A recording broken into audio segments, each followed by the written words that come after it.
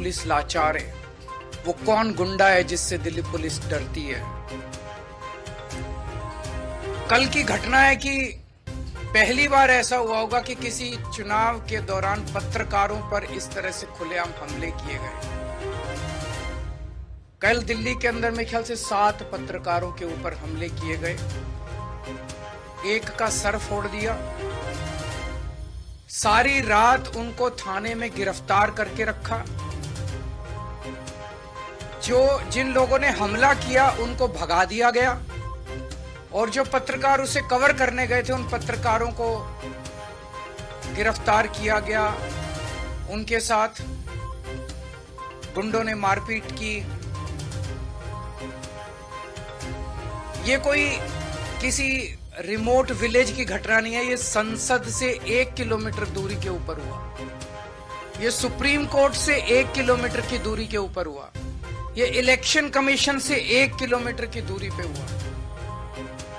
तो इस देश का वो कौन गुंडा है?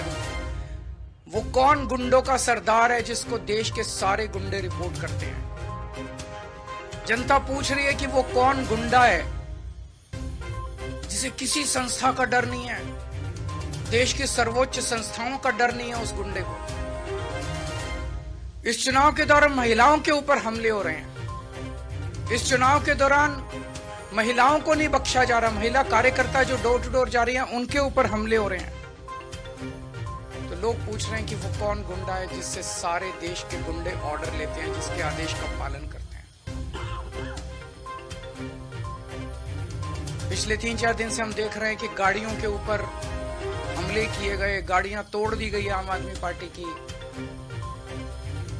कई सारे मटेरियल जब्त कर लिया गया, तरह तरह से हमले किए जा रहे हैं। तो अब जनता ने मन बना लिया, बाकी सारी चीजें एक तरफ, इस बार इनकी गुंडई को हराना है। अब ये क्लियर हो गया है कि अगर डबल इंजन की सरकार आ गई है तो डबल इंजन कुचल देगा सब लोगों को, बख्शेगा नहीं।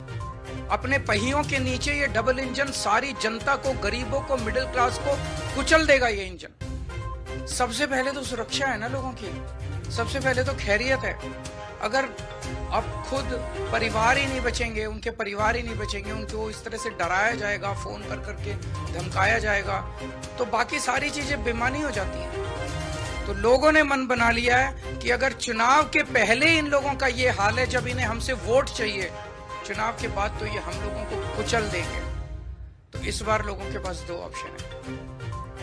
एक तरफ शरीफों की पट्टी है और एक तरफ खुलेआम गुंडागर्दी चल रही है। एक तरफ वोट देने से 25,000 रुपए महीने का फायदा है और दूसरी तरफ टोटल गुंडागर्दी है। इनके कई कैंडिडेट्स ऐसे हैं जो खुद माफिया हैं अपने अपने क्षेत्र के अंदर। अगर उनको वोट दे दिया तो एक तो देश का सबसे बड़ा गुंडा और उसके नीचे कई गुंडे, तो गुंडों का सरदार और सारे गुंडे मिलके दिल्ली वालों का क्या हाल करेंगे, ये सोचने वाली बात है। तो ये गुंडागर्दी दिल्ली बर्दाश्त नहीं करेगी, देश बर्दाश्त नहीं करने वाला। लोग शरीफ हैं, लोग शांति से जीना चाहते हैं। दूसरी बात जो सबके सामने आ रही है, हमारे देश के स्वतंत्रता सेनानियों ने बड़ी बड़ी कुर्बानियां देके देश को आजाद कराया। कई लोग फांसी चढ़ गए। वो इसलिए फांसी चढ़े थे कि देश में जनतंत्र होगा, देश में चुनाव कराए जाएंगे, चुनाव में जनता वोट डालेगी और वोट डाल के अपनी सरकार चुनेगी। लोगों ने इसलिए कुर्बानियां दी थी कि चुनाव निष्पक्ष होंगे, स्वतंत्र होंगे। लेकिन आज जिस तरह से चुनाव आयोग ने भारतीय जनता पार्टी के सामने हथियार डाल दिए हैं, चुनाव आयोग ऐसे लगता है जैसे एग्जिस्ट ही नहीं करता। ये बहुत बड़ा प्रश्न खड़ा कर रहा है। लोगों के मन में प्रश्न आना, लोगों की सोच को आप रोक नहीं सकते। लोगों के मन में प्रश्न आना बड़ा वाजिब है कि राजीव कुमार जी जो मुख्य चुनाव आयुक्त हैं, वो इस महीने के अंत में रिटायर हो रहे हैं। उन्हें पोस्ट रिटायरमेंट ऐसा कौन सा पद ऑफर किया गया है, वो कौन सा पद हो सकता है जिसके बदले में आप देश को गिरवी रख दो, देश को दांव पे लगा दो? वो कौन सा पद हो सकता है जिसके बदले में आप देश के जनतंत्र को खत्म कर दो?